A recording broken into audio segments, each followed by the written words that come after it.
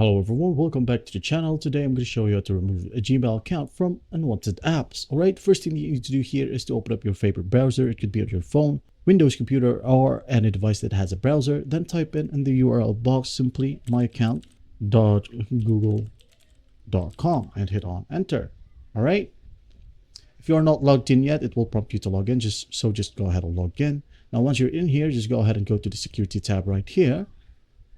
And scroll down a bit until you see your connection to third-party apps and services. Just go ahead and click on see all connections.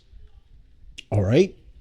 Once you're in here, you're going to want to click on the website which you want to be removed on your Google account. All right. For example, here I'm gonna remove this one, Zapier.